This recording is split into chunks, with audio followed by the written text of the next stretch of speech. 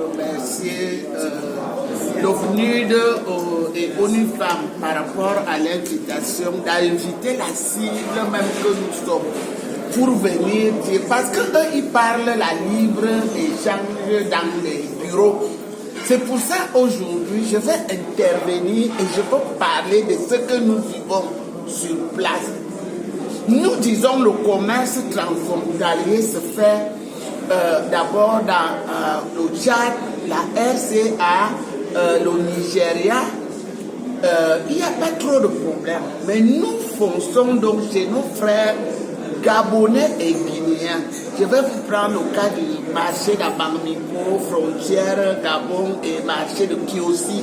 Mais la libre-échange n'est pas effective. Nos frères gabonais viennent dans nos marchés et même dans nos champs. Mais quand nous, on arrive à Kiossi ou à Bamiko, vous ne pouvez pas traverser. Ce qui pénalise donc le commerçant ou la Bayamselam qui part avec la marchandise vers ces frontières pour les vendre. Et je vais vous dire, madame la journaliste, il y a déjà des stratégies. Je vais vous prendre le cas d'Abamiko. Le marché se fait simplement les samedis, frontière Gabon. Cela veut dire quand nous arrivons, tout le monde part de partout, il y a surabondance. Cela veut dire que l'offre est plus que la demande. Et nos frères ont déjà fait des stratégies. À Bamiko, ils arrivent vers la clôture. Ils prennent donc, ils vous brader la marchandise, ou alors ils prennent cette marchandise. Ne pouvant donc pas traverser, qu'est-ce que vous allez faire? Vous allez perdre votre petit fonds de commerce. Mais nous demandons au gouvernement, tous les chefs d'État de la zone SEMAC, et surtout Cameroun, Guinée et Gabon, de revoir. Vous ne pouvez pas faire la libre circulation à sens unique sans que les autres aussi puissent entrer. Et cet état des choses pénalise le porte-monnaie de la petite Bayamsela, qui est d'abord qui n'a rien, et vous voyez aussi autant de problèmes. C'est pour ça que nous disons, c'est bien d'être ici dans les Hilton Hotels, sans que les solutions ou bien les résolutions ou les propositions ou les doléances que nous donnons, que c'est pour ça que nous sommes donc venus aujourd'hui, on nous a invités, nous allons parler de ce cas qui est en train de fragiliser encore le porte-monnaie de celle-là qui n'a même rien. Il y a d'abord, quand vous allez voir le long, tant de, comment vous avez les barrières, des contrôles tout ça, derrière là-bas, il y a. Parce que même quand vous louez le camion ou le PEP, le chauffeur met tous ses charges là-dessus. Ça fait donc que nous sommes ici là. Pour que cette affaire de libre-échange et que le marché transfrontalier puisse prendre corps, il faut déjà une grande synergie ou bien des grandes plateformes, État qu'on peut appeler gouvernement, les organismes internationaux et nous la cible.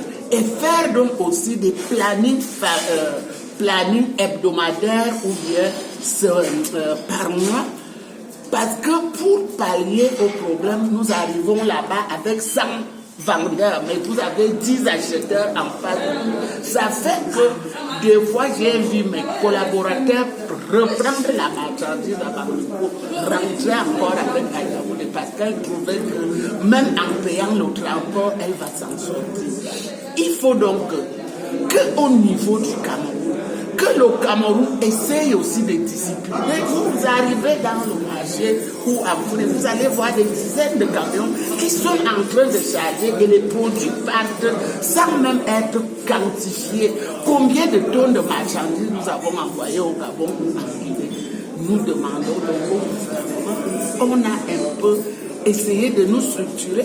Nous voyons facilement Asbi a déjà un partenariat avec l'Afrique de l'Ouest, avec une organisation, c'est la FENACOVICI, qui a aussi regroupé toutes les fédérations. Nous disons, madame la journaliste, ce que vous dites là, c'est dans vos écrits, ce n'est pas encore sur le terrain. Tout à fait. Nous parlons du bénéfice de la femme Bayamsala. Parce que là, nous avons parlé du commerce transfrontalier au niveau de notre sous-région, Afrique centrale. Mais la CNECAF, elle ouvre un peu plus au niveau de l'Afrique. madame, nous parlons de toute l'Afrique. C'est pour ça, avant de parler de toute l'Afrique, vous n'allez pas aller individuellement pour parler d'Afrique. Nous sommes déjà avec tous nos autres sœurs de l'Afrique de l'Ouest, Afrique, je ne sais pas, le Maroc, l'Égypte. Je suis même la présidente de la plateforme de cette Afrique, je représente l'Afrique centrale. Pour que cette libre-échange soit effectif, madame la ministre, il faut d'abord se structurer dans les nouveaux pays. Quand on quitte, chaque pays se structure. On met donc déjà la semaine. Après, on prend un grand regroupement de la semaine qui intègre l'Afrique de l'Ouest, l'Afrique de l'Est, l'Afrique. Je vous dis, madame la journaliste, nous y allons en Afrique de l'Ouest. C'est le jour et la nuit. L'Afrique centrale a un retard par rapport aux organisations que nous sommes. Quand nous y arrivons, nous sommes pris comme des seigneurs. On est pris en tant que personnes qui interviennent aussi. Parce que nous disons toujours, nous sommes le poumon de l'économie. Nous disons, ils sont la qualité, nous sommes la quantité. Et c'est cette quantité qui fait bouger l'économie. Vous avez des sous, peut-être ceux qui vendent. Si nous, là, les Nyamangora, nous ne sommes pas là pour aller acheter. Donc nous disons, vous ne pouvez pas continuer à parler de cette libre-échange sans d'abord structurer les organes à la base. Nous étions en Afrique de l'Ouest, c'était au sommet genre mondial des femmes. Nous nous sommes retrouvés dans une salle comme celle-ci avec la femme qui était présidente, Madame Panda, que moi aussi j'ai intervenu, il y avait les ministres.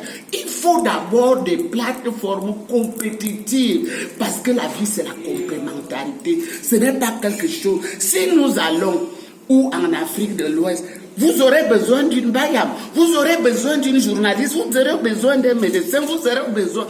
Donc ces filières-là doivent se structurer et que si c'est déjà structuré, on fait donc une plateforme Cameroun, le Gabon fait, l'autre fait, on fait d'abord quelque chose qui parle seulement avant d'aller rejoindre nos sœurs qui sont déjà là-bas. Sinon, on va faire la libre. Moi, je n'étais pas à l'école. Ça me dépasse. Mais je ne pense pas, maman, que vous allez réguler cette affaire étant sans trouver la cible et sans essayer de casser les œufs pour faire les omelettes. Ça ne va pas aller.